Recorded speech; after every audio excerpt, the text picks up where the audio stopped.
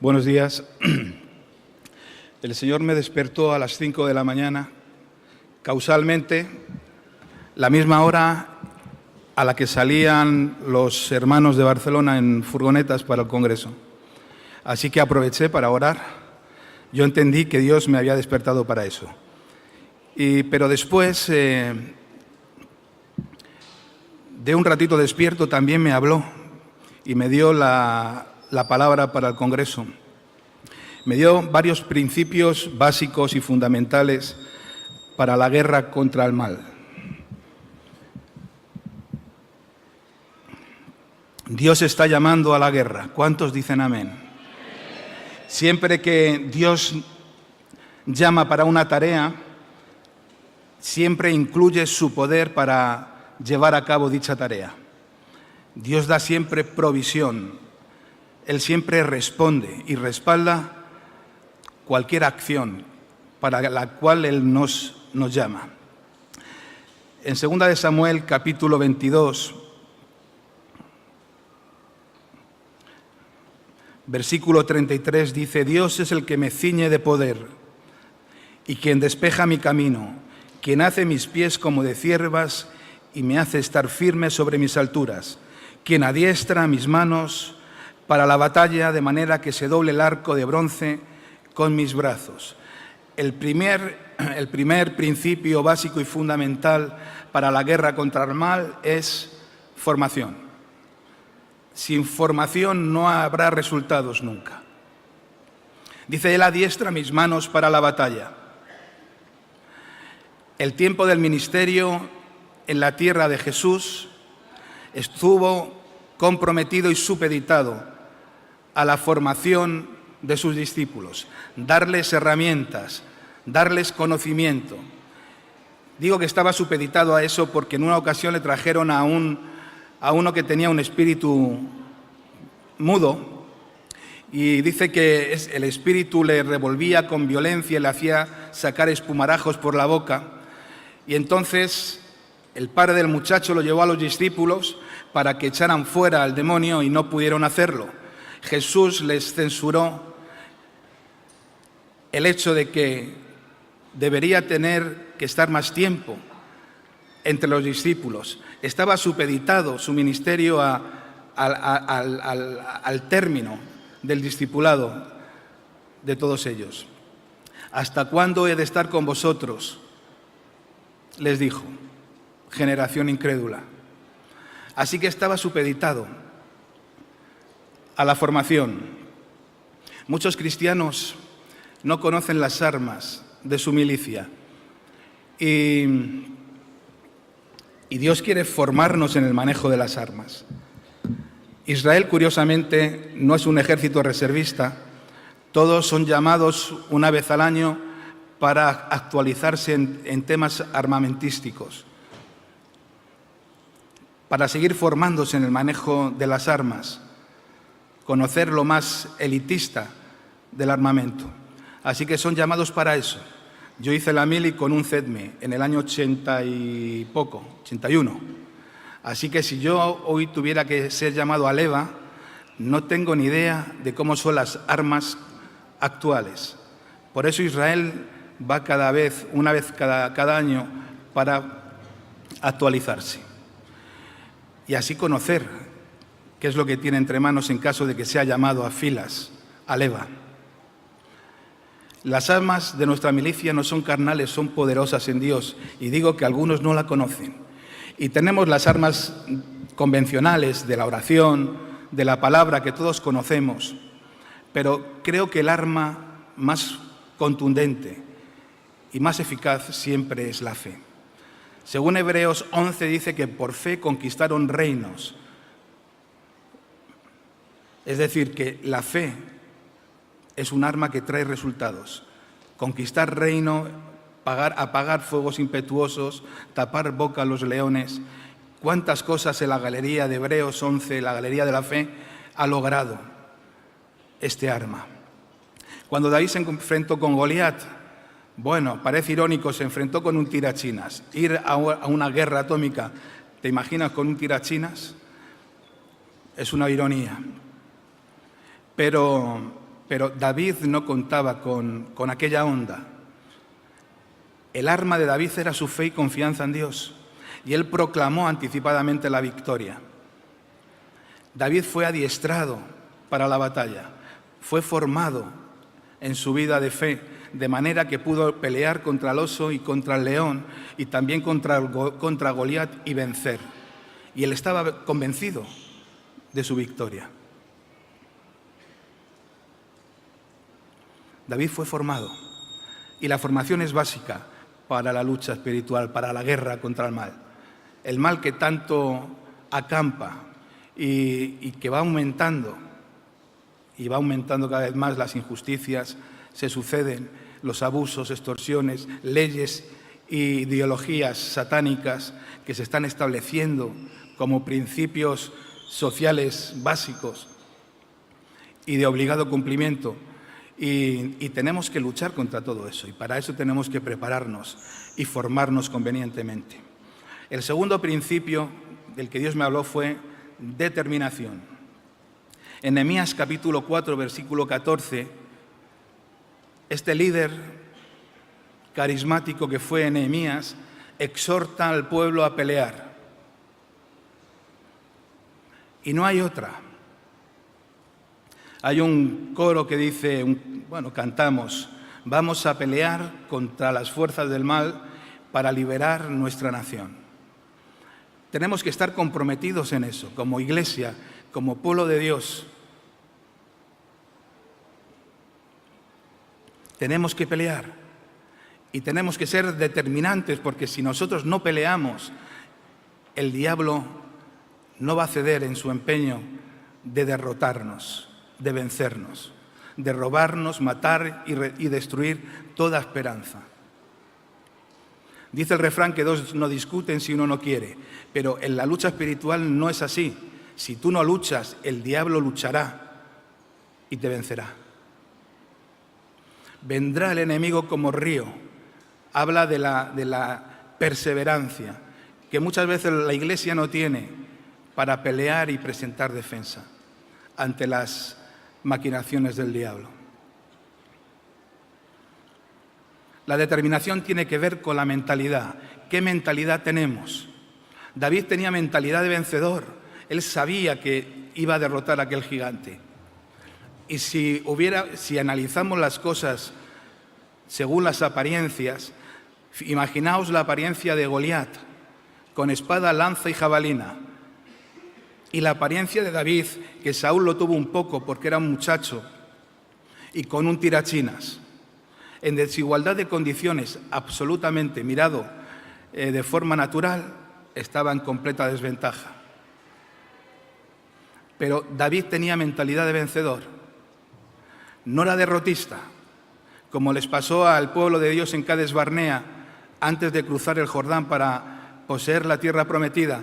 Allá quedaron, paralizados por el temor y el miedo de los habitantes cananitas. El informe de Josué y Caleb no sirvió. Hicieron caso a los otros 10 espías que trajeron el reporte negativo de incredulidad que contagió al pueblo. El pueblo tenía mentalidad derrotista, no tenía una mentalidad de vencedor, y por eso sus cuerpos quedaron en el desierto. No fueron dignos de entrar en la tierra de promisión. Así que fueron destinados a un peregrinaje por el desierto durante 40 años hasta que sus cuerpos quedaron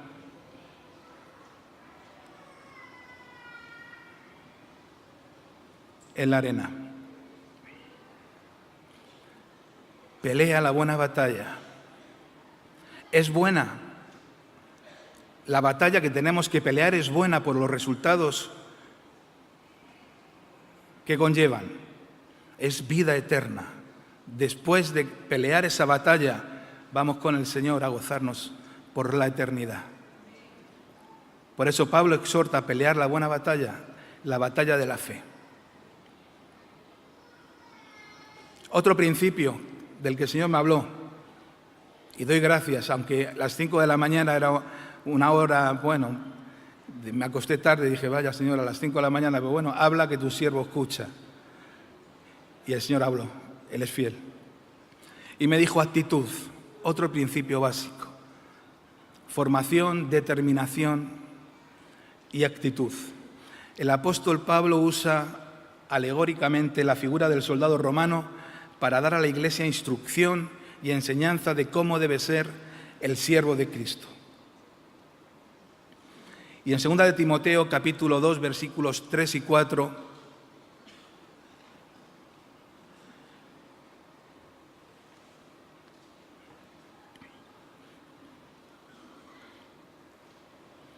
dice así: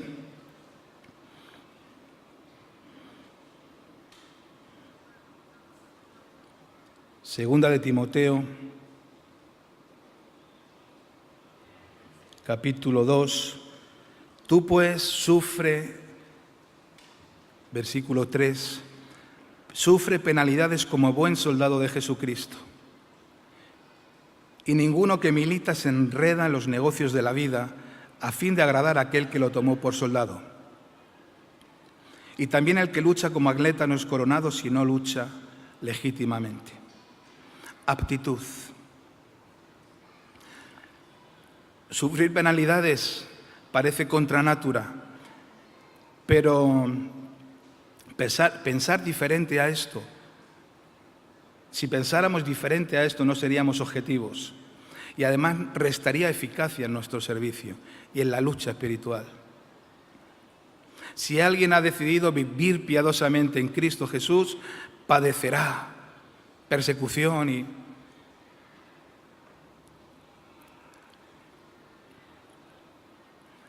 sufre penalidades como buen soldado de Jesucristo. Y pues ser soldado no es tener hambre y no tener pan, tener sed y no tener agua, soledad, frío, intemperie, un sinfín de situaciones que a lo largo de todo el proceso de guerra va a tocar vivir. Trincheras, días tras día, soledad. Así es la vida de un soldado en batalla. Y además el riesgo de caer abatido. Sufre penalidades. Tenemos que desarrollar un espíritu capaz de superar cualquier aflicción o situación carencial, sea la que sea, y no huir de esas situaciones. Tened por sumo gozo, decía el apóstol, cuando os encontréis en situaciones de conflicto, porque eso va a probar vuestra fe y la prueba de vuestra fe va a producir paciencia.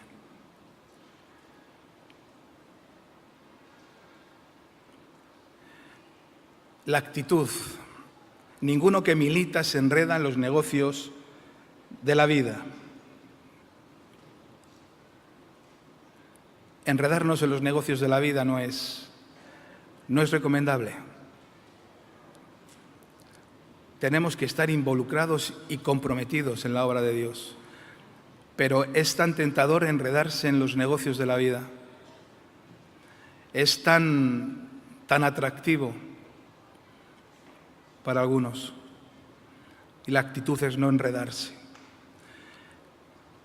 Todo aquel que milita de todo se abstiene. La abstinencia, el negarse a sí mismo, una vida abnegada, consagrada al servicio de Dios, es la actitud del soldado. El soldado no debe vivir a sus propias expensas, tiene que vivir a expensas de Dios. Dios tiene que seguir siendo el canal y el caudal por donde viene la provisión. No vive a sus propias expensas, depende del gobierno de Dios, depende de la provisión de Dios, del sustento de su gracia.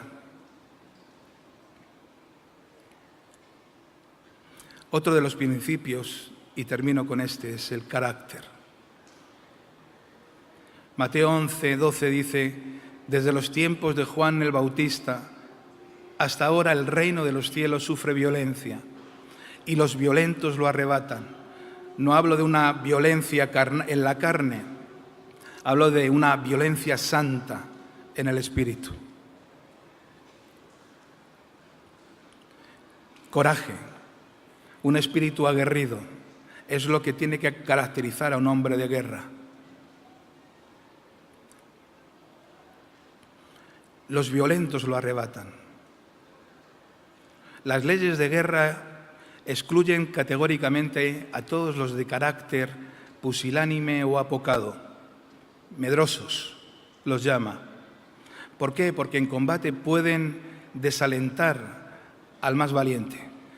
No es una buena compañía alguien medroso, pusilánime. Por eso estaban excluidos de la guerra.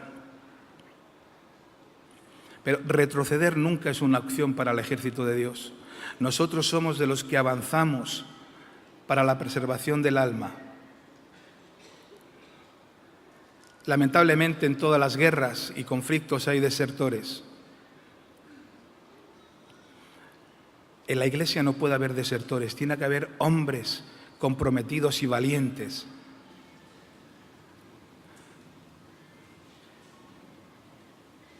Joel 3:9 dice: proclamad esto entre las naciones, proclamad guerra, despertad a los valientes y acérquense, vengan todos los hombres de guerra. Despertar a los valientes. Una obra prospera cuando despiertan los valientes. Dios no nos ha dado un espíritu de cobardía, sino de poder. Y en ese espíritu tiene que moverse la Iglesia. Tienes que moverte, hermano. Y tienes que despertar, porque hay un valiente en ti. Sí, mírate. El ángel vino a Gedeón a decirle: varón esforzado y valiente. Y se miró Gedeón y dijo: ¿quién, yo? Si estoy escondiendo el trigo de los madianitas, si estoy más asustado que un conejo. Y me viene el ángel a decirme: varón esforzado y valiente. Dios estaba viendo el resultado de la vida de Gedeón una vez que se pusiera en sus manos. Quizá en ese momento estaba atemorizado, amedrentado, y no pensaba ni por lo más remoto que pudiera hacer frente a un ejército tan numeroso de madianitas y con tan solo 300 hombres. Pero Dios lo hizo. Y cuando Dios obra, ¿quién impide? Allí estaba Gedeón. ¿Quién? Yo, el valiente. ¿Esto es un chiste? No. El ángel le dijo: varón esforzado y valiente. Y tú que quizá piensas: no, la guerra no es para mí, yo prefiero mantenerme al margen. Pero Dios está llamando a la guerra. Y no puedes escurrir el bulto. No se puede cuando hay leva. Nadie podía justificar ninguna causa para no asistir. Tenía que asistir. Tenía que alistarse, sin excusa. Y tú puedes pensar: no, para mí no es ese llamado. ¿Sí? Dios te está llamando para la guerra. Y si Dios te ha llamado para esa tarea, Dios te va a dar el poder para llevar a cabo esa tarea. ¿Cuántos lo creen? Amén. Así que hay un valiente en ti. Mírate. Sí, tú, cobarde, mírate. Hay un valiente en ti. Dítelo a ti mismo: hay un valiente en mí, y que tiene que despertar, y que tiene que salir, y que tiene que tomar las armas de su milicia y pelear.